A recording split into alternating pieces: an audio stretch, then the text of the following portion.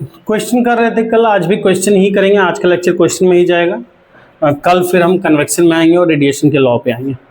तो thermal properties of matter में question कर रहे थे, थर्मल रेजिस्टेंस वगैरह की बात कर रहे थे, थोड़ा सा उसी पे क्वेश्चन और करते हैं।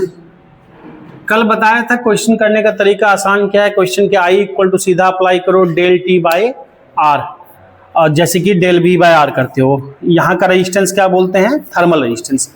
और आर इक्वल टू क्या लिखते थे? एल बाई के। तो उस तरह से हमने एक क्वेश्चन किया था और मैं अलग टाइप के क्वेश्चन आज करा रहा हूँ, जरा देखेंगे। करो ट्राई। जैसे कि ये मान लो एक साइड का टेम्परेचर है 100 डिग्री सेल्सियस, ठीक। यहाँ पे एक रॉड है, एक और रॉड है, इस तरह से दो रॉड है, ठीक है।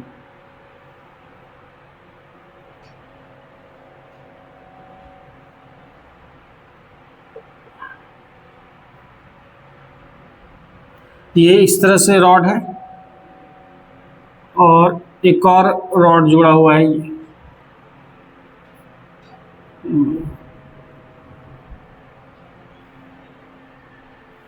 ये मान लो जुड़ा हुआ है, ठीक है। और इसका कनेक्शन जो है, इसका कनेक्शन है इधर एक से, जिसका टेम्परेचर क्या है 0 डिग्री सेल्सियस, ठीक है। इसका टेम्परेचर है 0 डिग्री सेल्सियस। अच्छा, इसका मान लो कि लेंथ है, थोड़ा सा छोटा बड़ा लग रहा है, लेंथ थोड़ा सा और छोटा कर लेते हैं ताकि जो बताना चाह रहे हैं। सर दो टाइप का रॉड है सर? 3 रॉड है। 100 डिग्री एक ये और 100 डिग्री तो रॉड नहीं है ना, वो तो टेम्परेचर है। ऊपर वाला नीचे वाला और ये जो एक 3 रॉड है, मान लो कि ये 1, ये 2, ये 3 रॉड दिख रहा है, ठीक है। तीनों का डायमेंशन और ये सब लिख देते हैं। इसका जो इन दोनों रॉड का लेंथ है कुछ से L, इसका जो लेंथ है से है 12, क्रॉस सेक्शन एरिया है इसका है A, इस वाले का भी जो क्रॉस सेक्शन एरिया वो भी है A, और इसका क्रॉस सेक्शन एरिया से है 3A, इसका क्रॉस सेक्शन एरिया है 3A। जो कंडक्टिविटी है, थर्मल कंडक्टिविटी, ये K है, ये K है, और इस वाले का कुछ कर लेते हैं, मान लो 6K, ठीक। तुमको यहाँ पे बताना क्या है? बताना है क्वेश्चन में कि टेम्परेचर क्या होगा जंक्शन का, मतलब वो तीनों रॉड जहाँ मिलता दिख रहा है वहाँ का टेम्परेचर क्या होगा। क्वेश्चन ट्राई कर सकते हो तो ट्राई करो 2-3 मिनट में। क्या इसको क्वेश्चन टिपिकल बनेगा, थोड़ा सा रेजिस्टेंस की तरह ट्रीट करोगे तो रेजिस्टेंस में तुमको सीरीज पैरेलल ये सब देखना पड़ जाएगा, सीरीज पैरेलल सब देखना पड़ जाएगा। तो इसको सोच सकते हो तो सोचो, ठीक है, ट्राई करो। देखो, इसको जनरल मेथड से करोगे तो बहुत लेंथी पड़ेगा। यहाँ क्या पूछा गया कि जंक्शन का टेम्परेचर मतलब इस जगह का टेम्परेचर, और जब नहीं बोला गया तो पूरा इंसुलेट है, मतलब कि बाहर से कुछ ही रॉड का कांटेक्ट नहीं है, कंडक्शन वगैरह का प्रोसेस नहीं हो रहा है, सॉरी कन्वेक्शन का प्रोसेस हो रहा है, कंडक्शन तो हो रहा है, कन्वेक्शन रेडिएशन नहीं हो रहा है। तो खैर ठीक है। यहाँ पे 3 रॉड दिख रहे हैं, 1 2 3। अब जरा ध्यान से इसका अरेंजमेंट देखो। अगर मैं करना चाहूँ, कल जो तरीका बताया था जैसे इलेक्ट्रिसिटी में करते हैं, एक ये है पार्ट रेजिस्टेंस, दूसरा पार्ट क्या है, ये और ये किस में बता सकते हो? सीरीज के पैरेलल, दोनों पैरेलल, एक के नीचे एक है, दोनों का 2 एंड जुड़ा हुआ है, तो ये क्या है? पैरेलल में, तो ये दोनों है पैरेलल में। एक का जो रेजिस्टेंस है थर्मल रेजिस्टेंस R1 बोला, दूसरे वाले का R2 बोला, ठीक। फिर तीसरा वाला क्या है? इन दोनों के सीरीज में, यानी ये क्या है? R3, ऐसा कुछ है। इन सब का इक्विवेलेंट R निकाला जा सकता है। R इक्विवेलेंट निकालोगे, जैसे निकालना सीखे हो, छोटी क्लास में भी पता होगा, सीरीज पैरेलल का 2 रेजिस्टेंस पैरेलल में होते हैं, क्या लिखते हैं? R1 R2 bye R1 plus R2, ये पता है। आप जो लिखते हैं उसी को डायरेक्ट में बता रहा हूँ, ये 10th की है या फिर 12th में पढ़ोगे डिटेल। ये बोलते हैं 1/R1 + 1/R2 पैरेलल में, इतना नहीं बोलेंगे। अगर एलसीएम ले लेंगे क्या R1 R2, और इधर लिखोगे तो एलसीएम R2 + R1, यानी 1/R equivalent equal to this है। या फिर मैं R इक्विवेलेंट बोलूंगा तो क्या करूंगा, इसको उलट दूंगा, R1 R2/R1 + R2। R equivalent equal to हम बोल सकते हैं R1 R2/R1 + R2। इसको भी पलट दिया, इसको भी पलट दिया, तो हम डायरेक्ट यही यूज करते हैं। अब देखो R इक्विवेलेंट यहां लिखेंगे तो क्या लिखेंगे, R1 R2/R1 + R2। तो ये दोनों का इक्विवेलेंट करेंगे तो दोनों क्या हो जाएगा, एक हो जाएगा। फिर ये इसके साथ क्या होगा, सीरीज में होगा। सीरीज में क्या करते हैं, ऐड, तो दिस प्लस क्या बोलेंगे R3, तो R इक्विवेलेंट ये होगा। अब हमको R1 R2 R3 अलग अलग लिखना है। R1 मैंने इसको बोला, R2 इसको बोला, R3 इधर बोला। कल लिखना सिखाया था R इक्वल टू क्या बोलते हैं, L/K। इसके लिए क्या लिखेंगे, लेंथ L है, K है, एरिया A, L/K। दूसरे वाले के लिए R2 L/K सेम ही दिया है, ठीक है। तीसरे वाले के लिए R3 L क्या है 2L 6K और A कितना है 3A, ये है। यानी ये कुछ होगा 2 3 6, यानी L/9K, L/9K होगा। बस कुछ नहीं, ये वैल्यू इसमें रख देंगे तीनों का, तो हमको क्या मिलेगा, R इक्विवेलेंट मिलेगा। हमको क्या मिलेगा, R इक्विवेलेंट। चाहे तो डायरेक्ट वैल्यू रख के सॉल्व कर लो, या इसको कुछ मानते हुए वैल्यू रख के सॉल्व करो, जो आपको आसान पड़े सॉल्व करना। कहने का मतलब क्या है कि या तो मैं देखूंगा ये L/K, ये L/K है, इसको मान लिया R, तो इसको भी क्या लिखोगे R। तो इसको क्या लिख सकते हो, L/K को R माना है तो L/K की जगह R लिख सकते हैं, तो ये क्या हो जाएगा R/9। इससे वैल्यू रखना आसान हो गया। अदरवाइज आप पूरा भी रख सकते हो, L/K रख दो, यहां L/K रख दो, R3 की जगह L/9K रख लो, फिर सॉल्व कर लो, कोई दिक्कत नहीं है, एक ही रिजल्ट आएगा। पर उतना लेंथी ना करना पड़े इसलिए मैंने एज्यूम कर लिया। तो ये R है, R1 R है, ये R क्या हो जाएगा R², और नीचे क्या हो जाएगा R 2R होगा। हाँ बोलो,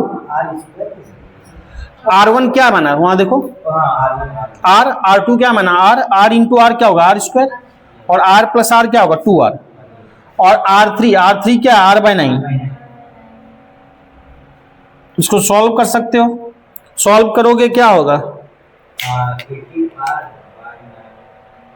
एक R चला जाएगा, तो एलसीएम क्या होगा 18, एलसीएम होगा 18, और ये कितना हो जाएगा 2 9 18 9 2 11 होगा 11R/18, और 11R/18 अब लिखना चाहते हो तो R हमने किसको माना था, R तो माना था, उस रहना नहीं चाहिए, जो क्वेश्चन में दिया वही रहना चाहिए, R इक्वल टू L/K।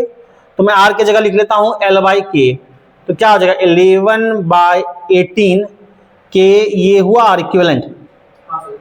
पूरे का सिंगल R ये हो गया, यानी इस पूरे का समझो, इस पूरे सर्किट का या इस पूरे का रॉड का इक्विवेलेंट जब बनाएंगे तो कैसे बनाएंगे कि इन तीनों को घुला के एक सिंगल R इक्विवेलेंट लिख सकते हैं।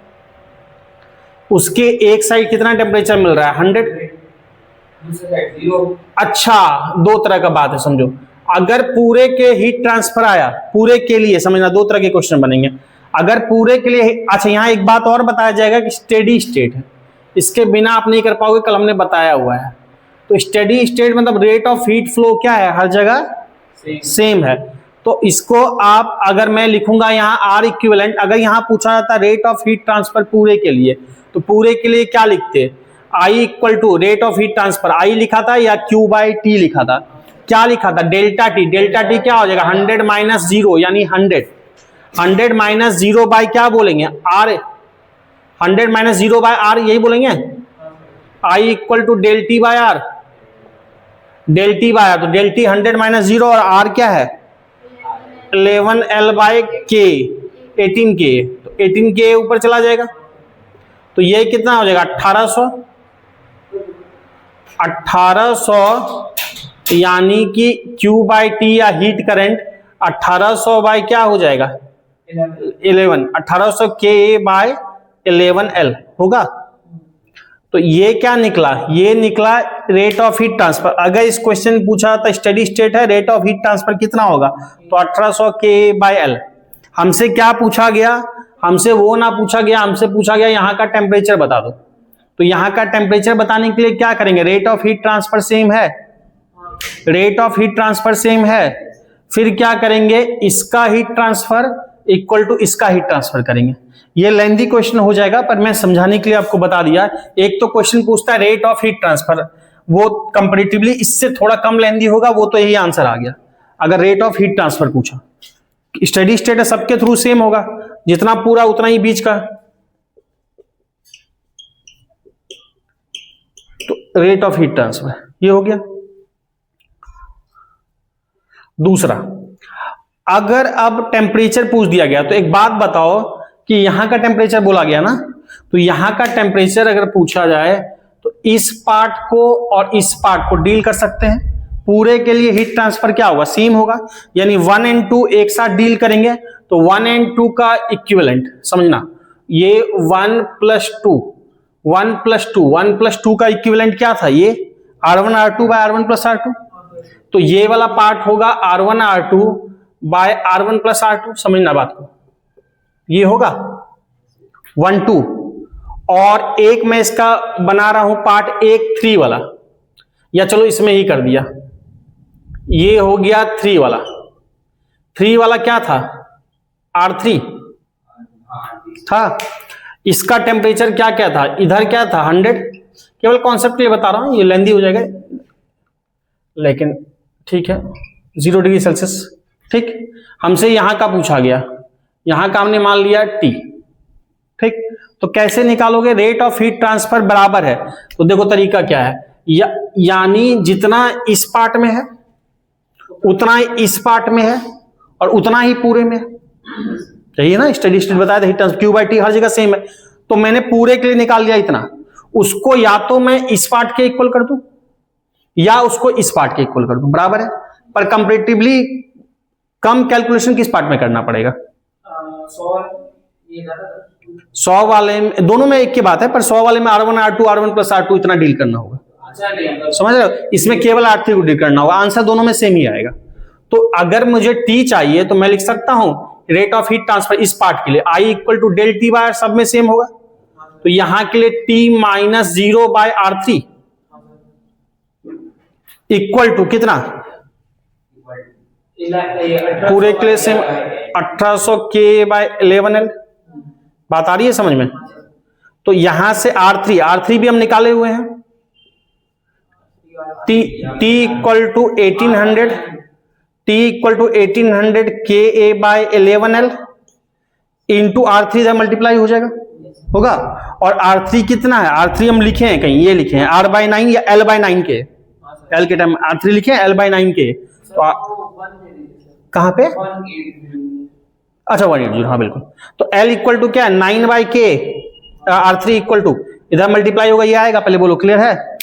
तो यहां L से L चला जाएगा, जाना भी चाहिए, टेम्परेचर आना चाहिए रिजल्ट में। K से K, A से A चला गया, 9 से क्या जाएगा 200, तो आंसर क्या होगा 200/11, समझे। तो इस तरह का कॉन्सेप्ट समझ में आ गया। तो ऐसे कोई भी क्वेश्चन कर पाओगे, 200/11 आंसर डिग्री सेल्सियस में सब दिया, तो डिग्री सेल्सियस इतना टेम्परेचर होगा जंक्शन, ठीक है। यही सेम रिजल्ट इससे भी आता, 100 - T/this इक्वल टू दिस, एक ही बात होता, सब में rate of heat transfer same है। पर इसमें क्या होता, तुमको R1 R2 by R1 + R2 लिखना पड़ता है, यानी वो भी निकाल ही चुके हो, यहां निकाले हो, वो R/2 आता है, तो तुमको इसके जगह पे R/2 यूज करना, बात वही आती है। क्लियर हुआ, तो लिखो या देखो क्वेश्चन करते हैं, एक आप लोग ट्राई करो, इसी टाइप का दे रहा हूं, ये कर सकते हो, या अगर इस पैटर्न का इतना क्वेश्चन समझ चुके हो तो वो आसानी पड़ेगा जो अभी दे रहा हूं, तो इसको देखो करके। चलो डेटा ठीक ही रखता हूं कैलकुलेशन के लिए आपका। तो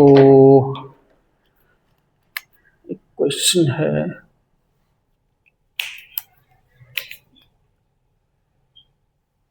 $100 डिग्री सेल्सियस,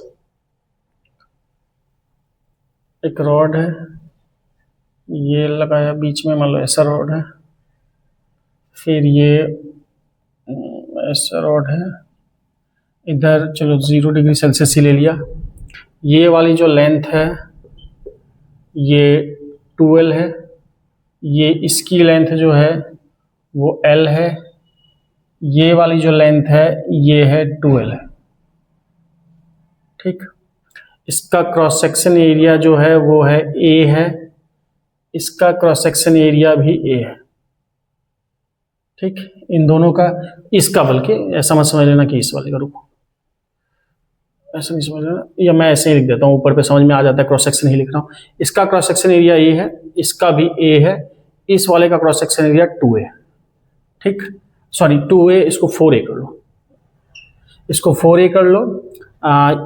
थर्मल कंडक्टिविटी चलो K, या इसको एक काम करो, इसको 2A कर लो, यहाँ भी 2 कर लो, चलो ठीक है। हाँ, तो ये है L 12 length L length, cross section area A 2A, इसका भी A, थर्मल कंडक्टिविटी इसकी K 2K, इसकी भी K। ठीक, आपको दो चीजें बतानी है यहाँ पे, ट्राई कर सकते हो उसी तरीके से जैसे बताया था अभी। जंक्शन का टेम्परेचर बताना है, दो जंक्शन दिख रहा है तो दोनों को रीड करना पड़ेगा, एक यहाँ T1 और इस वाले का टेम्परेचर हमने मान लिया T2। तो बताना है T1 और T2 कितना होगा। तरीका हमने बताया, ये स्टेडी स्टेट है में है, यानी कि rate of heat transfer same होगा। तो पहले पूरे के लिए निकाल लेंगे, फिर पार्ट के लिए डील करना बताया, सबका सेम है। तो ट्राई करो, कल दिया था, कल यहीं तक हो पाया था, तो आज देखते हैं इसको क्या आंसर है आप लोग का। तो इसमें क्या है, स्टेडी स्टेट में बोला था rate of heat transfer same है। इसको 3 तरह के रॉड के ट्रीट से ट्रीट कर सकते हो, 1 2 3। तो 1 2 3, एक ट्रीट करेंगे तो इसकी तरह, दूसरा तीसरा, 3 रेजिस्टेंस की तरह। अगर मैं इसको लिखूंगा तो क्या लिखूंगा बताओ, L/K मतलब 12/K। इसका रेजिस्टेंस अगर लिखते हैं L/K, इसको R1 मान लो कर दिया, R1, दूसरे को मान लो R2 बोल दिया। तीनों एक साथ है ना, तो एक के बाद एक किस में है, सीरीज में है।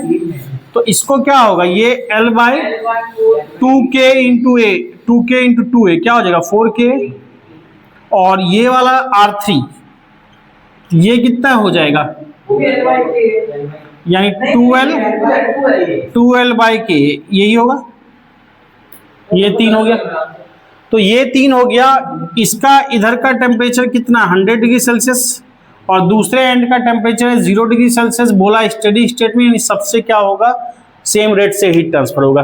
तो इतनी बातें हम कर चुके हैं। अब देखो इसके करने के आसान तरीके हैं, 3 सीरीज में है, आपको ज्यादा परेशानी नहीं मोलना, तो आप कर लो R1 + R2 + R3, उससे क्या निकल जाएगा, R इक्विवेलेंट निकल जाएगा। तो पूरे का R थर्मल रेजिस्टेंस एक सिंगल लिख लेंगे, पूरे का एक सिंगल लिख लेंगे, सिंगल जो भी आएगा से मान लो R आया, तीनों का इक्विवेलेंट आ रहा है, कैसे निकालेंगे, तीनों को ऐड करके निकाल लेंगे। और उसके एक साइड कितना है 100, और पूरा को तीनों को रिप्लेस कर दिए एक सिंगल रेजिस्टेंस से, थर्मल रेजिस्टेंस से, तीनों का रेजिस्टेंस को। तो उसका एक साइड 100, एक side C। I equal to heat rate क्या होता है, I equal to QIT, rate of heat transfer, del T by R। del T का मतलब 100 - 0 by R इक्विवेलेंट। और R इक्विवेलेंट कैसे निकलेगा, इन तीनों से, तीनों को सम करेंगे, सीरीज में है तो यही करते हैं। तो जितना भी आएगा ये हो गया। अब ये निकल गया, स्टेडी स्टेट है, rate of heat transfer same है, तो जितना ये होगा उतना ही इस पार्ट का होगा, उतना ही इस पार्ट का होगा, उतना ही इस पार्ट का होगा। अलग अलग करके सॉल्व कर लेंगे। अब इसको सॉल्व आप जैसे ही करो, इसको सिंपली आप ऐड कर सकते हो, ऐड कर लो, जैसे करना नहीं कोई दिक्कत नहीं है। बस मैं इसको थोड़ा शॉर्ट तरीके से बताऊंगा ताकि कैलकुलेशन में कम पढ़ना पड़े, अदरवाइज सब ठीक है। एक काम करते हैं, इसको तीनों में एक चीज तो कॉमन है ना, L/K, तीनों में L/K कॉमन है। आप चाहो तो ऐड कर दो सीधा ही, कोई दिक्कत नहीं है उसमें, कोई जरूरी नहीं कि हम जैसे बता रहे हैं ऐसे ही करना है, इससे थोड़ा सा कैलकुलेशन कम होगा। तो इसको L/K को मान लो R मान लिए, L/K को मान लिए, मान लो R, तो इसको क्या बोलेंगे, बहुत सुंदर, इसको बोलेंगे 2R, 2R। इसको कितना बोलेंगे, L/K को R/4, और इसको क्या बोलेंगे, L/K की जगह R। कहाँ है इसको, कितना बोले, अच्छा, तो R इक्वल टू L/K, ये ठीक है। तो 2R, R/4, 2R। आप इसको जैसे सेट करो, तीनों को ऐड कर दो, सिंपली तीनों को क्या कर दो, ऐड कर दो, या उतना भी झंझट नहीं पालना चाहते तो सबको एक बना दो।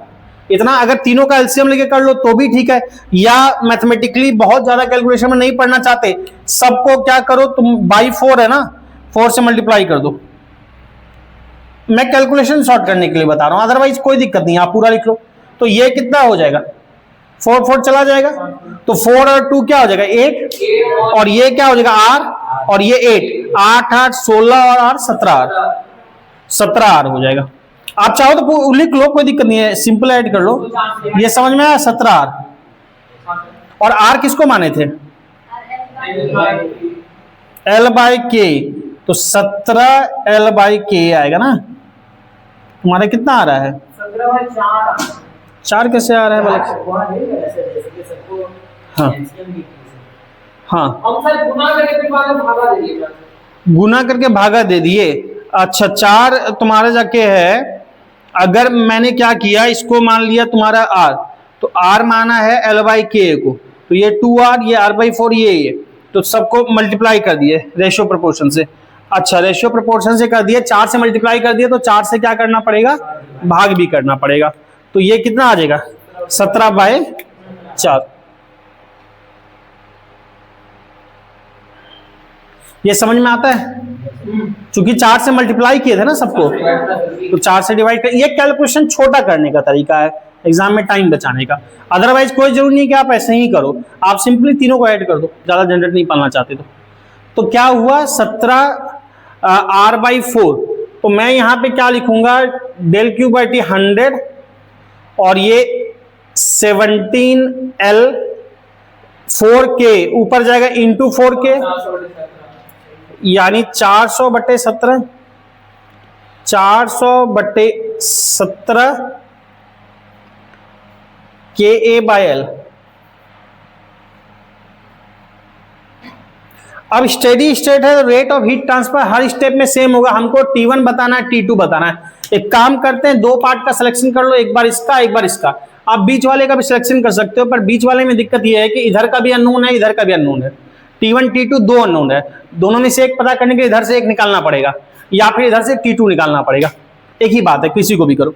मान लो मैं पहले पार्ट से डील कर रहा हूं, तो इस वाले पार्ट का देखेंगे तो क्या लिखेंगे बताओ, यानी 17, ये जो है 400, सब में हीट ट्रांसफर का रेट सेम है, यानी 400 KA/17L इक्वल्स टू, इसको क्या बोलेंगे 100 माइनस T1, इस पार्ट का 100 माइनस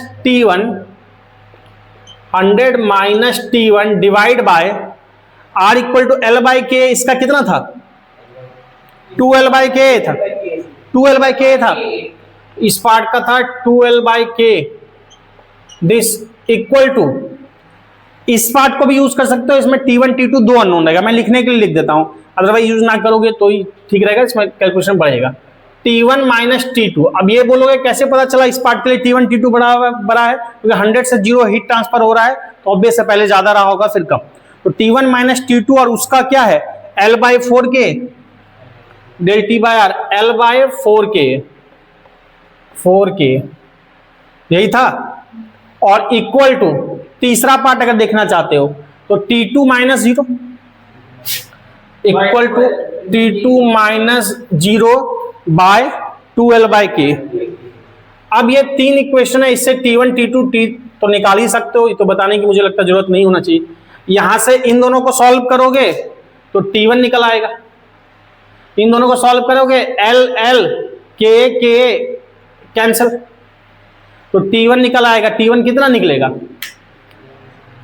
17, 2 उधर गया, कितना होगा 402 800, 800/17, 100 माइनस T1 इक्वल टू 800/17, इन दोनों से आएगा 100 माइनस T1 इन दोनों से इक्वल टू आएगा, ये मल्टीप्लाई उधर होगा तो 800/17, तो T1 कितना हो जाएगा, ये ऐड हो जाएगा इधर, सॉरी इधर आएगा, सब्ट्रैक्ट हो जाएगा, ये इधर जाएगा, ये इधर माइनस हो जाएगा, तो 100 माइनस 800/17 यानी 1700 800 कितना होगा 9 8 17, तो 900/17 आएगा। करके देख लो सॉल्व सिंपल, इधर लाओगे माइनस ले जाओगे, एलसीएम लोगे, फिर आप T2 जैसे निकालो, देखो T1 अगर हमारे पास आ चुका है तो मैं इसमें T1 की वैल्यू रख के T2 निकाल सकता हूं, या फिर उसको यूज ना करके इन दोनों के हेल्प से T2 निकाल सकता हूं, जैसे भी निकालना चाहो। तो इन दोनों के हेल्प से अगर निकालते हैं तो क्या लिखेंगे, 400/17, इन दोनों से भी यही के एल चला जाएगा, तो T2/2 equal to 400/17, T2/2 equal to 400/17, तो T2 कितना आ जाएगा, 800/17। इस तरह से किसी भी पार्ट का टेम्परेचर निकाला जा सकता है। तो इस टाइप के क्वेश्चन हो जाएंगे सिंपल कंपेयर करके, ठीक, तो इसको नोट डाउन कर लो। ठीक है, ये क्वेश्चन क्लियर है। एक आध इस टाइप का और देखते हैं, थोड़ा सा उसमें कॉन्सेप्ट कुछ और भी आएगा, और उसके बाद फिर हम अलग पैटर्न, इस टाइप के क्वेश्चन यहां भी करा रहा हूं, और ऐसे ही क्वेश्चन क्लास 12th में भी बनेंगे। तो यहाँ पे चूंकि 12th वाले कॉन्सेप्ट जो पढ़े उसी को कंपैरिजन करके delta V by R use करके हमने किया, उसके जगह डेल्टा टी बाय, 12th में ऑलरेडी डेल्टा वी रहेगा वहां पे, तो वो कॉन्सेप्ट वहां भी काम देगा। एक क्वेश्चन और करते हैं, ये पूछा भी है, इस टाइप का पूछा हुआ है।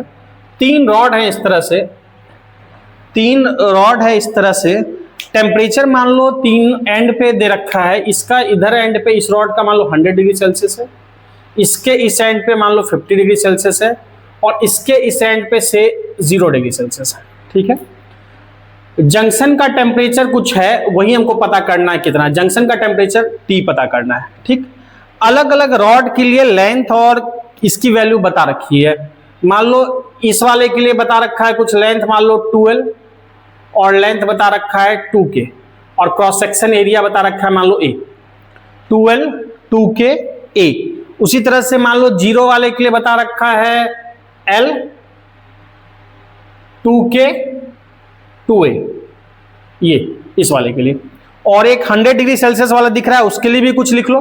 100 के लिए मान लो ये बड़ा डिजिट है ना, इसको K कर लो, 2A कर लो, इसको कर लो L, फर्क नहीं पड़ता, आंसर कुछ ना कुछ हर केस में आएगा, ऐसा कोई नहीं है कि यही लिखना चाहिए, या जो भी लिखोगे आंसर आ जाएगा।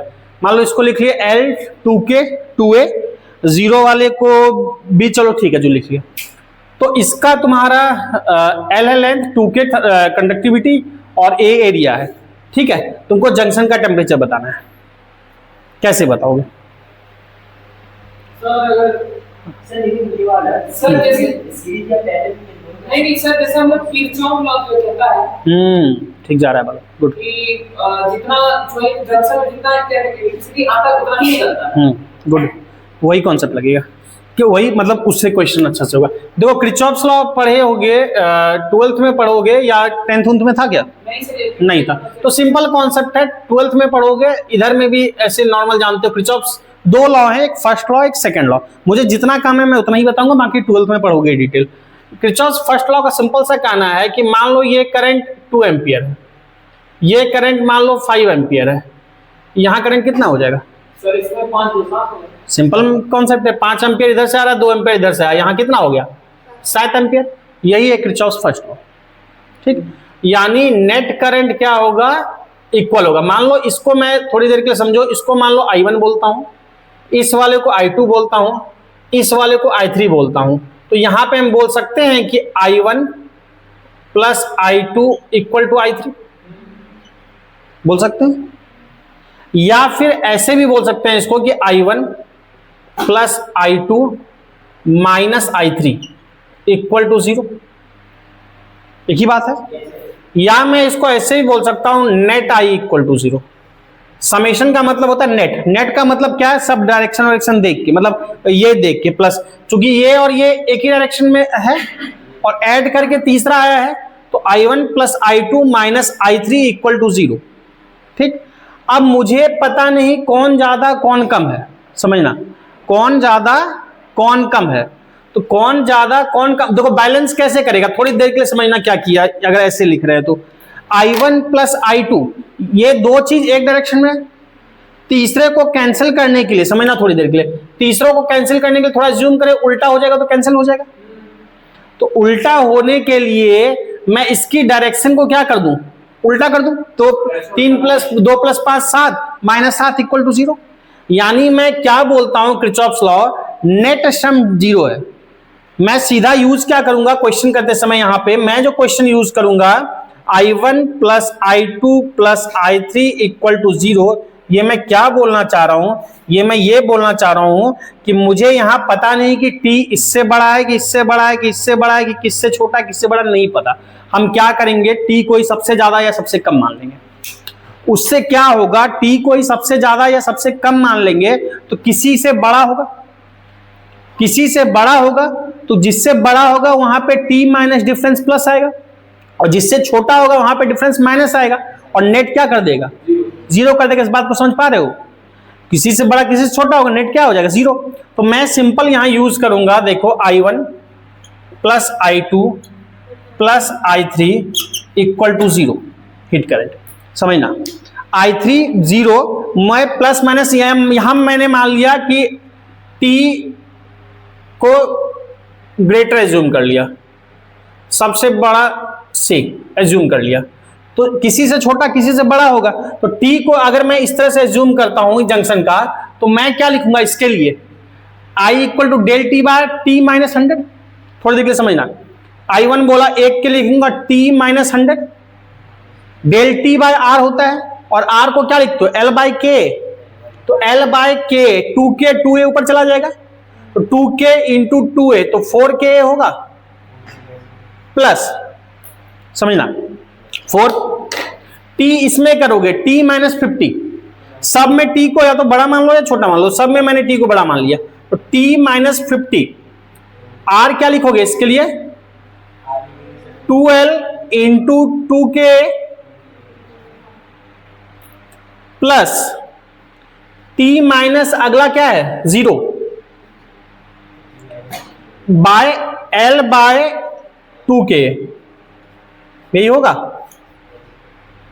सबसे काम करते हैं कि l k a, अच्छा दिस इक्वल टू नेट क्या होगा, 0 होगा।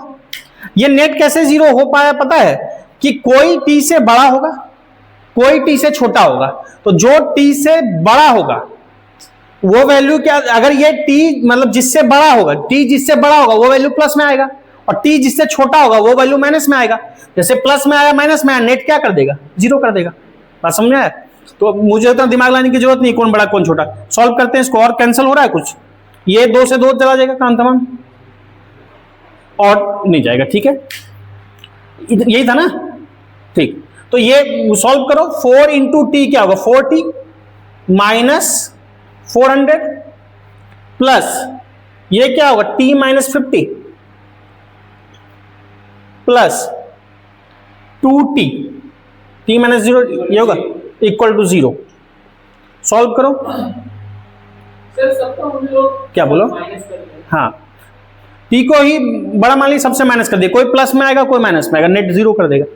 तो 4t एक 5t और 2 क्या होगा 7t, 7t इक्वल टू क्या हो जाएगा, ये माइनस 450 उधर चला जाएगा, माइनस 450, तो t इक्वल टू कितना हो जाएगा, 450 एग्जैक्ट कटेगा, ठीक है, नहीं कटेगा तो इतना ही छोड़ देंगे। ऑप्शन अगर बाई में रहा तो यही आंसर है, ऑप्शन अगर पॉइंट में रहा तो पॉइंट में लिख देंगे। बात समझ में आया? तो इस तरह से कर लेंगे। तो यहाँ जो दिमाग लगा है कि किरचॉफ्स लॉ से अगर आइडिया लगा तो बहुत अच्छी बात है। तो ये क्वेश्चन यहाँ का बनता है, और यही क्वेश्चन फिर 12th में भी बनता है। ठीक, चलो। तो इस कॉन्सेप्ट पे एक टाइप के क्वेश्चन हुआ, इस कॉन्सेप्ट पे और एक टाइप के क्वेश्चन करते हैं।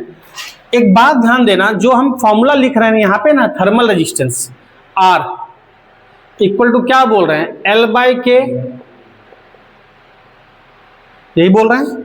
तो यहाँ पे L लेंथ लेते हैं किधर, जिस डायरेक्शन में हीट फ्लो कर रहा है।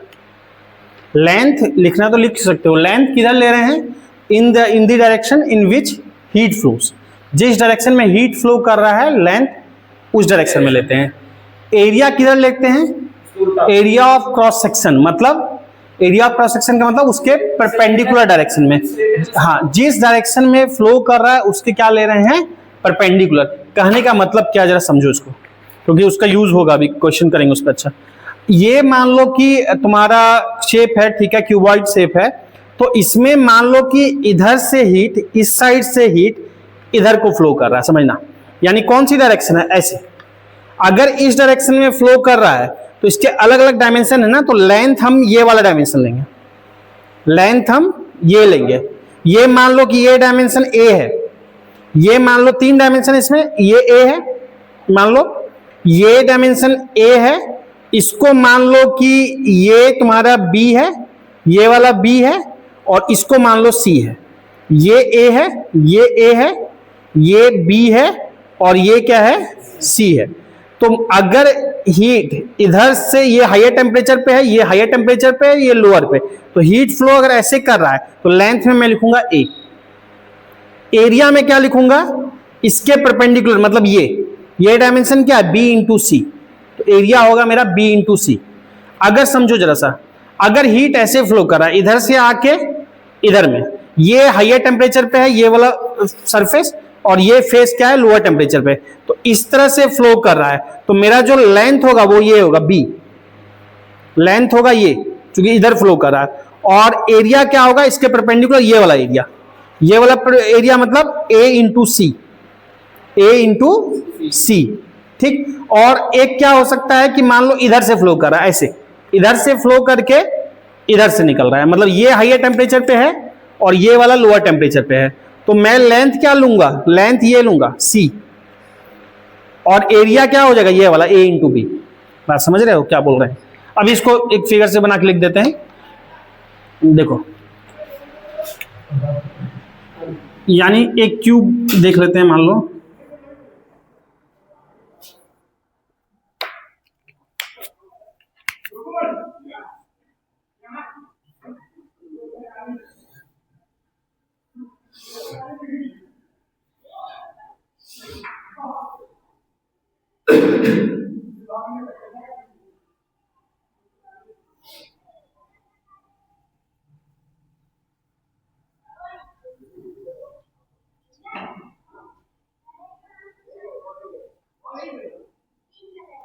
अब देखो 3 तरह के डायमेंशन हैं, जरा समझो।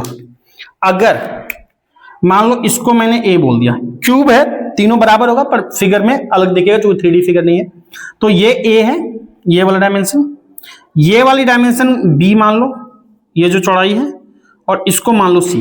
तीनों डायमेंशन समझ में आ रहा है। ये वाला ए है, सॉरी क्यूबॉइड लिया हमने, क्यूबॉइड लिया, तो ये ए है, ये बी है, घनाभ क्यूबॉइड बी लिया, और ये वाली डायमेंशन क्या है, सी। क्लियर।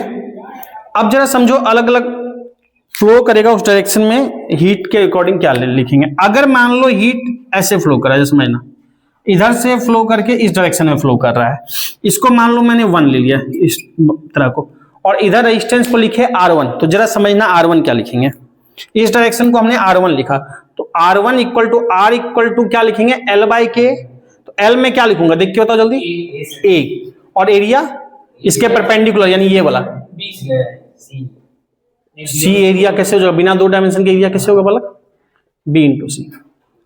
ठीक, उसी तरीके से दूसरा समझो, उसी तरीके से दूसरा समझो। अगर मान लो इधर से आके ऐसे फ्लो कर रहा है, ये मान लो अगर ऐसा फ्लो है सेकंड, तो इसमें मान लो इसमें रेजिस्टेंस जो है इसको हम R2 से लिख लिए, इसमें रेजिस्टेंस को लिख लिए हम किससे, तो R2 से। तो R2 क्या लिखेंगे जरा बताना, R2। L क्या लिखेंगे, B बाय एरिया, एरिया क्या होगा इसके परपेंडिकुलर, ये वाला AC। बात समझ में आ रहा है, A इंटू सी। ठीक, उसी तरह से तीसरा डायमेंशन, चूंकि 3D फिगर है डायरेक्ट नहीं दिखाया जा सकता, तो आगे चल के ज्यादा 12th में यूज करोगे। 2 सिंबल होता है, एक बोलते हैं डॉट, मैग्नेटिक फील्ड वगैरह 12th में पढ़ोगे ना तब यूज करोगे, 3D दिखाने के लिए यूज होता है, तो समझ। एक होता है क्रॉस, डॉट हम दिखाते हैं आउटवर्ड बाहर के लिए, प्लेन के बाहर, मान लो Z एक्सिस मान लिया इसको, प्लेन के बाहर, और क्रॉस दिखाते हैं प्लेन के अंदर। प्लेन के अंदर मान लो यही है, ये इस डायरेक्शन में अंदर की तरफ, ये इसको क्रॉस से दिखाते हैं, और डॉट को दिखाते हैं बाहर की तरफ। तो डॉट आउटवर्ड। ऐसे यहाँ फर्क नहीं पड़ेगा क्रॉस डॉट से, दोनों के लिए तो एक जैसा ही लिखा जाएगा फॉर्मूला, लेकिन समझाने पड़ता है। ये इनवर्ट के लिए यूज होता है, 12th में यूज करोगे। तो किसी भी डायरेक्शन मान लो क्रॉस मान लिया हमने, यानी अंदर की तरफ है, इसको बोल दिया थर्ड, इसको बोल दिया थर्ड। मतलब कैसी डायरेक्शन समझो, ये इसके इनर साइड में है, तो इसके लिए जब रेजिस्टेंस लिखेंगे तो लिखेंगे मान लो R3 L/K। इसके लिए लेंथ क्या हो जाएगी, ये चौड़ाई C, समझ पा रहे हो, उसका जो डेप्थ होगा C बाय उसके परपेंडिकुलर क्या होगा, जो बच गया ना, दिमाग ज्यादा नहीं लगाना, तो जो बच गया AB, यहाँ A है बच गया BC, यहाँ तुम्हारा B है बच गया AC, C है बच गया AB। तो समझिए किस तरह से लिखा जाता है। यही सेम तरीका लिखने का 12th में भी जानोगे। याद करो एक फॉर्मूला छोटे क्लास 10th वगैरह में पढ़े होगे, R इक्वल टू ये पढ़े हो, rho L/A। Resistance, rho resistivity, L length, area cross section. यहां हीट करंट की बात कर रहे हैं, वहां पे इलेक्ट्रिक करंट है, यहां पे हीट का फ्लो है, वहां चार्ज का फ्लो है। तो वहां पे भी जो हम बात करते हैं रो L/A ना, तो वहां भी लेंथ होता है यही, along the direction of current, electric current वहां बोलते हैं, यहां हीट करंट बोल रहे हैं। एरिया ऑफ क्रॉस सेक्शन ऐसे ही परपेंडिकुलर होता है, वहां भी ऐसे ही लिखा जाता है। तो बात समझे। तो इसको जैसे वो बस कंपेयर भी करोगे ना, दोनों देखो कंपेयर भी होता है, फिजिक्स में कंपेयर भी हो जाता है। ये L के जगह L है, A के जगह पे A है, रो के जगह पे क्या है 1/K। यानी अगर तुम कंपेयर करना चाहते हो किसको, रेजिस्टिविटी और थर्मल रेजिस्टेंस, तो क्या है inversely proportional to, sorry conductivity बोला, हाँ थर्मल कंडक्टिविटी। देखो रेजिस्टिविटी और कंडक्टिविटी इनवर्सली प्रोपोर्शनल है। अगर 10th वगैरह का याद होगा तो रेजिस्टिविटी और कंडक्टिविटी क्या होता है, इनवर्सली प्रोपोर्शनल होता है। रेजिस्टेंस कंडक्टेंस का उल्टा होता है, रेजिस्टिविटी कंडक्टिविटी का उल्टा होता है। बहुत जी उसमें नहीं जाएंगे, बस कंपेयर करके बता दें, मैंने ये समझना जरूरी है, लिख लो इसको, ठीक है। तो क्लियर है ये सब, ठीक है। अब देखो क्या है कि इस पे क्वेश्चन करते हैं। पहले मैं सिंपल वाले क्वेश्चन कराऊंगा, फिर थोड़े ठीक क्वेश्चन होंगे, 3-4 पैटर्न के कराऊंगा, फिर हमारा ये हो जाएगा खत्म, फिर कन्वेक्शन पे आएंगे, रेडिएशन पे आएंगे, तो 2 दिन में ये खत्म हो जाएगा आपका। अब देखो क्या है कि कंडक्शन, कन्वेक्शन, अभी तो फिलहाल इसी में है। क्वेश्चन देखो, सिंपल सा बात समझो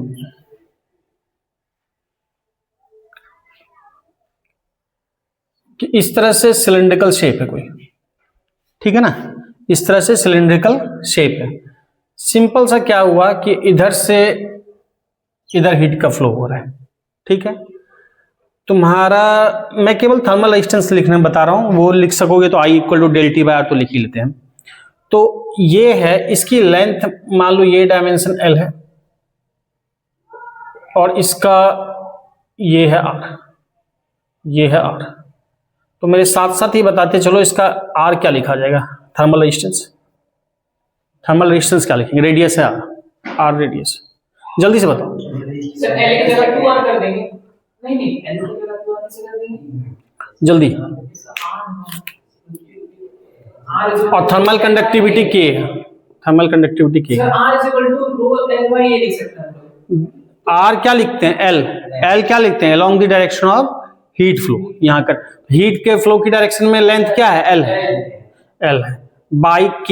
और एरिया क्या लिखते हैं उसके perpendicular, area of cross section. Area of cross section क्या है, ये है πr², तो K इंटू πr², ये लिखा जाएगा। तो सबसे सिंपल हो गया, ठीक है, क्लियर है ये। अब देखो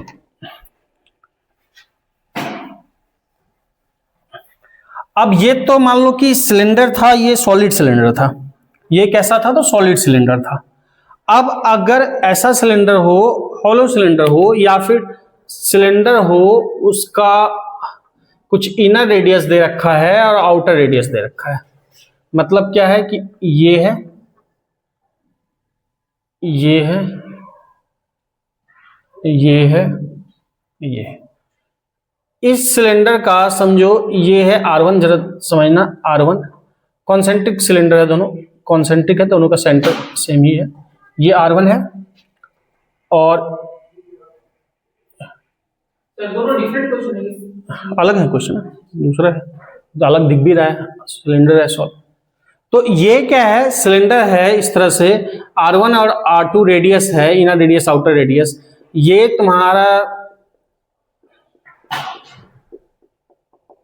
मतलब जितना सेडेट किया हमने वो सॉलिड है, बीच में क्या है, ये खाली है, बीच में क्या है, खाली है, हॉलो, बीच में क्या है, खाली है, हॉलो है। इधर से हीट फ्लो की ये डायरेक्शन है, ठीक। अब यहां पे R क्या लिखेंगे, L, थर्मल कंडक्टिविटी K है, L/K इंटू क्या लिखेंगे, A वही एरिया को लेते हैं जिस एरिया के थ्रू क्या हो रहा है, हीट का फ्लो हो रहा है। बीच में हॉलो है तो इससे तो हीट का फ्लो नहीं होगा, तो क्रॉस सेक्शन एरिया लेंगे। क्रॉस सेक्शन एरिया कितना लेंगे, क्रॉस सेक्शन एरिया उतना लेंगे जितने से क्या हो रहा है, हीट का फ्लो हो रहा है। अब ये वाला पार्ट हॉलो है तो हीट का फ्लो क्रॉस सेक्शन एरिया कितने से होगा, जितना हॉलो नहीं है सर, जितना हॉलो नहीं है, मतलब जितना रेड साइड से दिखाएं इतने से फ्लो होगा, इतने से फ्लो होगा। बात समझ में आ रहा है। तो क्रॉस सेक्शन एरिया जितना इफेक्टिव है, जितने से फ्लो हो रहा है, हम क्या बोलेंगे, पाई R2 square minus pi R1 square. समझ में आ रही है बात, यहां तो कोई दिक्कत। अब ये एक टाइप का क्वेश्चन हुआ, ये दोनों तो चलो सिंपल क्वेश्चन में ही काउंट होता है, ये तो बहुत जनरल क्वेश्चन है, ये एकेडमिक टाइप का है। अब थोड़ा सा हम आते हैं कॉम्पिटिटिव टाइप के क्वेश्चन में। अब हम क्या करेंगे, इधर दिख रहा है ना लास्ट में, या चलो पहले नोट कर लो फिर देते हैं क्वेश्चन, इसको नोट करो, ठीक है, क्लियर है। अब देखो, अब एक काम करो, ये क्वेश्चन लिख लिया ना, हाँ सर। अब जरा देखो, अच्छा यहाँ पे आई पूछता, मैंने तो आर ही निकालने में खेला है, तो आई इक्वल टू क्या होता है, डेल टी बाय आर। तो उसके लिए तो बहुत समस्या नहीं है। मान लो इधर का टेम्परेचर T1 दे देता, इधर T2 दे देता, तो क्या लिखते हैं, del T T1 minus T2 by this. तो मैंने तो आर ही निकालना काम है, इसलिए उसी पे देख रहे हैं। अब हमने क्या किया इस क्वेश्चन में, ये बाकी सब तो वही रखा जो था, इधर भी सब वही रखा, ऐसे ही बीच में हॉलो सिलेंडर और कॉन्सेंट्रिक है, ऐसा सिलेंडर है, R1 इनर रेडियस है, R2 आउटर रेडियस है। अब हमने क्या बोला कि ये वाला पार्ट, पहले ये हायर टेम्परेचर पे था, ये लोअर टेम्परेचर, तो हीट फ्लो कैसे हो रहा था, इधर से इधर। अब क्या है कि इसको मान लो TH कह दिया, हायर टेम्परेचर, या T1 जो भी लिखना है, और इसको या T1 लिख दिया, और इधर टेम्परेचर T2, इधर भी टेम्परेचर क्या है T2, और बोल दिया कि T1 greater than T2, T1 greater than T2।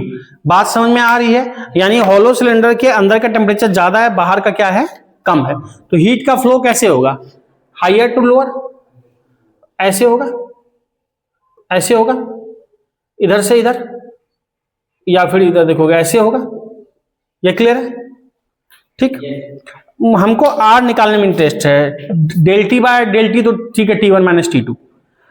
अब यहां पे आर कैसे निकलेगा ये बताओ हमको। L बाई के लिखते हैं, L बाई के लिखते हैं, जरा ध्यान से समझना। L तो तुम बोलोगे कि हम ऐसे लिख लेते हैं, रेडियस और लेंथ एक कैसे हो जाएगा, तुम R2 माइनस R1 अगर बोल रहे हो तो तुम एक पार्ट ले रहे हो, समझना। R2 माइनस R1, जैसे कोई सर्कुलर ये सेक्शन है, इसका इनर होता आउटर होता, तुम R2 माइनस R1 मतलब इतना सा पार्ट ले रहे हो, इतना सा पार्ट ले रहे हो, R2 माइनस R1 बस इतना ही ले रहे हो, तुम यही ले रहे हो ना। हीट फ्लो तो चारों तरफ से निकल रहा है, कितना से क्या, कॉन्सेप्ट समझो पहले कैसे करोगे। तो ये पूरा हमको डील करना चारों तरफ, ये R2 माइनस R1 तो बस इधर डील किया, एक ही तरफ, कहीं भी हमको पूरे से डील करना है। और साथ में क्या है, L बाय के, यही लिखते हो। अच्छा, के ए क्या लिखते हैं, cross section area. Cross section area मतलब क्या है, तो यहां पे ये वेरी करेगा, तो इसका तरीका क्या है समझो। इसका तरीका कैसे करोगे, हमको जब दिक्कत हो रही है, हम एक छोटे से पार्ट का एज्यूम करेंगे क्या हो रहा है, फिर पूरे के लिए क्या कर देंगे, इंटीग्रेट। जरा ध्यान से समझना जो बता रहा हूं कॉन्सेप्ट। हमने इन्हीं बीच में कहीं क्रॉस सेक्शन सोचा, जरा सोचना देखना ध्यान से, ये एक जैसा यूनिफॉर्म है, थोड़ा छोटा बड़ा बन गया है तो ठीक, और ये थिकनेस भी लिए होगा। मैं इसका व्यू बना दे रहा हूं इधर, चूंकि जगह उसमें नहीं है, अच्छे से नहीं दिखेगा, मैं इसी का व्यू बना दे रहा हूं। इसको जब साइड से देखा, इसको जब साइड व्यू देखा, मैं ये सिलेंडर है, ये सिलेंडर है, इधर से देखेंगे तो कुछ ऐसा नजर आ रहा है सामने से जो बोर्ड पे बना है, और इधर से देखूंगा तो मुझे पूरा सर्कल नजर आएगा। अगर इधर से देखूंगा साइड से तो पूरा सर्कल नजर आएगा। मैं उसी को यहां बना रहा हूं, समझो, जो हमने एज्यूम किया उसको। ये लिया, ये लिया, समझना जरा बात को। ये हमने एक साइड का एक जो हमने ये कंसीडर किया सर्कुलर लूप। अब इसमें क्या है, ये रेडियस क्या थी R1 और आउटर कितना था नहीं बालक, ये R1 R2 वाला नहीं है, हमने एज्यूम किया तो ये x है। मान ये बीच में कहीं पे लिया, ये बीच में कहीं पे लिया, ये तो हमने एज्यूम किया बीच में, कोई जो बीच में एज्यूम किया उसका हमने क्या माना, उसका माना हमने x क्या है रेडियस है और थिकनेस कितना है dx है। बहुत स्मॉल थिकनेस का कंसीडर किया। इस तरह से सब लिखते चलेंगे, इंटीग्रेट करेंगे तो पूरे के लिए बात हो जाएगी। अब जरा इसके लिए लिखना समझते हैं, जरा समझना। ये स्मॉल है तो इसके लिए क्या लिखा जाएगा, स्मॉल ही, मान लो dr लिखा। r इक्वल टू क्या होता है l बाई के, तो इसके लिए जब l लिखेंगे तो इसके लिए l क्या होगी, इतने से पार्ट के लिए dx लिख सकते हो, बहुत स्मॉल लेंथ है dx। तो इसके लिए जब लिखने जाओगे dx, जरा ध्यान से समझना, l बाय के इंटू ए क्या, इसका एरिया। अब इसका एरिया दो तरीके से लिखा जाता है, एक पाई एक्स स्क्वायर, पर पाई एक्स स्क्वायर लिखोगे तो x वेरिएबल नहीं आएगा, पूरे के लिए कैसे इंटीग्रेट करके निकालोगे, यानी x हमको वेरिएबल फॉर्म में चाहिए। तो एरिया लिखने का दो तरीका है, तो पाई आर स्क्वायर, अगर वेरिएबल में चाहिए तो एरिया लिखने का यह भी तरीका होता है लेंथ इंटू थिकनेस। एरिया लिखने का तरीका लेंथ इंटू थिकनेस। सर्कल के लिए लेंथ का मतलब क्या होता है, लेंथ का मतलब क्या होता है सरकमफ्रेंस। ये है, फोल्ड कर दिया, लेंथ ही बन गया सरकमफ्रेंस। यानी लेंथ का मतलब क्या है 2 पाई एक्स, क्योंकि x रेडियस का है हमने एज्यूम किया, और थिकनेस कितनी है dx। ये इस छोटे से पार्ट के लिए निकला, पर हमको तो निकालना था पूरे के लिए, तो पूरे के लिए क्या कर देंगे इंटीग्रेट। इधर भी इंटीग्रेट किया, इधर भी किया। अब यहां पे वेरिएबल कौन है, अरे दो dx लिख दिया। तो एक मिनट लेंथ, सॉरी ये तो नहीं होगा ना, जरा समझो गड़बड़ हो गया, जरा ध्यान समझो कॉन्सेप्ट। हाँ, ये क्या होगा, लेंथ क्या होगी एरिया इंटू थिकनेस, और ये क्या होगा 2 पाई एक्स इंटू एल। क्यों, समझो, एरिया हम क्या लिखते हैं परपेंडिकुलर। अगर ये ऐसे फ्लो हो रहा है ना, बीच से मान लो सेंटर है, इससे इधर ऐसे चारों तरफ फ्लो हो रहा है, तो ये क्या हो गया लेंथ है, लेंथ ये डायरेक्शन है, तो लेंथ ये है तो क्रॉस सेक्शन एरिया क्या होगा इस डायरेक्शन में होगा, परपेंडिकुलर इसके। लेंथ ये है तो एरिया इस डायरेक्शन में होगा, और इस डायरेक्शन में एरिया का मतलब क्या है, एक समझो 2 पाई एक्स है, हमने जो कंसीडर किया मान लो उसी के बीच में एक कंसीडर कर लिया dx थिकनेस का, ये 2 पाई एक्स। तो एक 2 पाई एक्स है, दूसरा 2 पाई एक्स, तीसरा 2 पाई एक्स, पूरा कवर करना है हमको इस पूरा, तो कंप्लीट कवर करने के लिए 2 पाई एक्स इंटू एल होगा, समझ रहे हो। तो यहां ध्यान रखना ये क्या होगा 2 पाई एक्स है, तो यहां पे dx नहीं कर देना। समझ पा रहे हो इस चीज को, अच्छा कॉन्सेप्ट है। यहां वेरिएबल कौन है x, तो x की लिमिट हमने बीच में कहीं पे x रेडियस का dx थिकनेस का लिया, पर हमको पूरा कवर करने के लिए कहां से कहां तक जाना चाहिए था, R1 से R2 तक। ये जो x, ये जो हमने कंज्यूम किया वो सबसे पहला होना चाहिए था यहां पे, फिर उससे बड़ा उससे बड़ा उससे बड़ा उससे बड़ा करते करते कहां तक R2 तक। समझ में आ रही है बात। आप डायरेक्ट कुछ लिख रहे थे R2 माइनस R1, तो आप क्या कर दे रहे थे, सबको कवर कर ले रहे थे, प्लस पूरा नहीं घूम रहे थे, इधर L तक जाना है, इधर हमको L तक भी जाना है, पूरा को कवर करना है। एक केवल क्वेश्चन केवल इतना ही थोड़ी था, हमको पूरे कंप्लीट जाना था पीछे तक। बात समझ में आ रही है। तो ये हो गया। अब इसमें dr का इंटीग्रेशन r कर लिया, कांस्टेंट को बाहर किया, कांस्टेंट क्या है k कांस्टेंट है 2 पाई l, l उसकी लेंथ कांस्टेंट है, वेरिएबल जो d के साथ है x है, तो क्या हो जाएगा 1 बाय k इंटू 2 पाई l बाहर, dx बाय x इंटीग्रेशन क्या होगा 1 बाय x dx क्या होगा -1 x का पावर, बहुत सुंदर, log x 1 by x dx क्या है log x होता है, बताया हुआ है। तो log पता है तो 1 बाय k इंटू क्या लिखेंगे 2 पाई l, और log x का एक बार upper limit r1 minus lower limit r2, तो log r1 माइनस, तो R2 आएगा मुझे बिल्कुल log r2 minus r1, log r2 minus r1, या log फॉर्मूला पढ़े होगे या पता होगा, log a माइनस b क्या होता है log a बाई b, तो log a बाई b, इसलिए r हम ये भी लिख सकते हैं यहां से कि 1/k into 1/k into 2πl log कितना, तो R2/R1। पहले बताओ क्लियर है, नोट कर लो। एक क्वेश्चन चलो ट्राई करो तुम लोग अभी जल्दी से। इसी जैसे ये तो था सिलिंड्रिकल जैसा दिख रहा था 3D फिगर में, बोर्ड में वैसा था नहीं, ये बोर्ड में जैसा दिख रहा है वैसा ही समझो। ये दो स्फेयर है, कॉन्सेंट्रिक स्फेयर है, मतलब कॉन्सेंट्रिक स्फेयर है। ये इनर रेडियस है R1, एक ही स्फेयर का इनर है R1, आउटर है R2। स्फेयर सॉलिड है, मतलब इतना ही पार्ट सॉलिड है, अंदर खाली है, अंदर खाली। इस तरह से स्फेयर है, जैसे वो हमने क्रॉस सेक्शन ऐसे बना के सिलेंडर का बनाया है। सिलेंडर नहीं है, ये ऑलरेडी स्फेयर है, ये ऑलरेडी स्फेयर है। इस स्फेयर का के लिए तुमको वही बताना है थर्मल रेजिस्टेंस कितना होगा। R1 R2 इसकी रेडियस है, इसके लिए बताना है थर्मल रेजिस्टेंस कितना होगा। लिख सकते हो थर्मल कंडक्टिविटी K है, लिख लो थर्मल कंडक्टिविटी K है थर्मल कंडक्टिविटी। तो इसी तरीके से इसके लिए लिखना है। सोच सकते हो, सोचो, ट्राई करो। सर टेम्परेचर वो तो आई निकालने के लिए चाहिए ना, आई क्या ही करोगे। टेम्परेचर डिफरेंस ऐसे है, मान लो ये लोअर टेम्परेचर पे है अंदर T1, इनर सरफेस ये सब, ये पूरा सरफेस ये हायर टेम्परेचर पे है, हायर है, और बाहर ये लोअर पे है, यानी हीट फ्लो ऐसे हो रहा है पूरे में T1 से T2, T1 से T2, T1 से T2, ये हीट फ्लो। मुझे इंटरेस्ट है रेजिस्टेंस में, थर्मल रेजिस्टेंस, क्योंकि आई निकालना तो बड़ा चीज नहीं है, वो निकालिए del T/R करोगे आई होता है। कहीं भी T1 - T2 यहां करके डिवाइड इस R से कर दोगे। आई पूछा जाए तो क्या करोगे, T1 - T2 divide by this R। मैंने R निकालना है, तो इस केस में R निकालो, ट्राई करो 1-2 मिनट जल्दी से। ठीक है, कुछ प्रोसेस ठीक कर रहे हो। देखो क्या है, यहाँ पे भी दिक्कत वही होगी, क्योंकि R1 R2 है, यहाँ पे वेरिएबल चीजें होगी। तो इसी तरीके से क्या करेंगे, स्फेयर है तो स्फेयर के अंदर ही एक स्फेयर एज्यूम कर लेंगे, एक स्फेयर के अंदर ऐसा कर लिया, इसका रेडियस मान लो x है और बहुत स्मॉल एलिमेंट है, थिकनेस क्या है dx है। हम इस dx के लिए लिखेंगे, फिर पूरे के लिए क्या कर देंगे, इंटीग्रेट। तो इस dr स्मॉल के लिए स्मॉल होगा, क्या होता है L/K। अब इसका इसके अलोंग चारों तरफ लेंथ, ये बहुत स्मॉल है, कितना है ये dx है, चारों तरफ देखोगे ये कितना है dx है, तो dx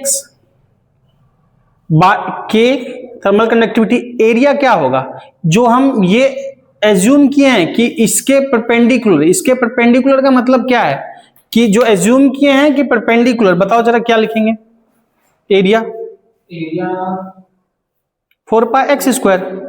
चूंकि ये x डायमेंशन ही कैरी कर रहा है ना, तो x का स्फीयर का एरिया, x रेडियस वाले स्फीयर का एरिया, x रेडियस वाले स्फीयर का एरिया क्या होगा 4πx²। यहां पे वेरिएबल ऑलरेडी dx है, तुम्हारा क्या कर दिया इंटीग्रेट। लिमिट कहां से कहां तक, ये रेडियस x कहां से कहां तक रखना था, R1 से R2 तक। तो dr का इंटीग्रेशन क्या हो जाएगा, r 1/4πk बाहर हो जाएगा। अब 1/x² dx का इंटीग्रेशन, x की पावर -2 ऊपर जाएगा, x की पावर -2 यानी n+1/n+1 करने जाओगे तो क्या होगा, x की पावर -2+1/-2+1, कोई दिक्कत नहीं होना चाहिए, यानी -1/x होगा। तो करके देखोगे, देख लो x की पावर n+1, पता है बेसिक इंटीग्रेशन है, -2+1 यानी क्या होता है x की पावर -1/-1, मतलब -1/ क्या होगा x। तो इसका इंटीग्रेशन क्या होगा -1/x, माइनस को कर देंगे बाहर, तो 1/x ये कहां से कहां तक हो गया, R1 से R2 तक, इसको रख दो अपर लिमिट लोअर लिमिट। तो अब देखो माइनस बाहर है, माइनस से मल्टीप्लाई करोगे, ये क्या होगा 1/R2 - 1/R1, या इस माइनस को फिर अंदर मल्टीप्लाई कर दोगे तो पलट जाएगा, यानी 1/4π इंटू k होता 1/R2 - 1/R1, लेकिन इस माइनस से मल्टीप्लाई अंदर करोगे तो क्या हो जाएगा 1/R1 - 1/R2। पहले बताओ क्लियर है, तो आंसर हो गया 1/4πk 1/R1 - 1/R2। लिख लो, ये वैरायटी के क्वेश्चन है। ठीक है, इसमें एक और बनता है, टिपिकल है, टाइम नहीं है ये तो बता देता, अभी चूंकि चैप्टर और भी काफी करने हैं, थर्मो तक आपको कम से कम बता दूंगा अच्छे से। काफी लेट बैच था, फिर भी जितना पढ़ाया अच्छे से सोचा पढ़ा दूं ताकि उतना से निश्चिंत हो जाओ। तो थर्मो तक डाल देंगे यूट्यूब पे, थर्मोडायनेमिक्स तक। तो इसको यहीं रहने देते हैं, कल फिर कन्वेक्शन स्टार्ट करेंगे।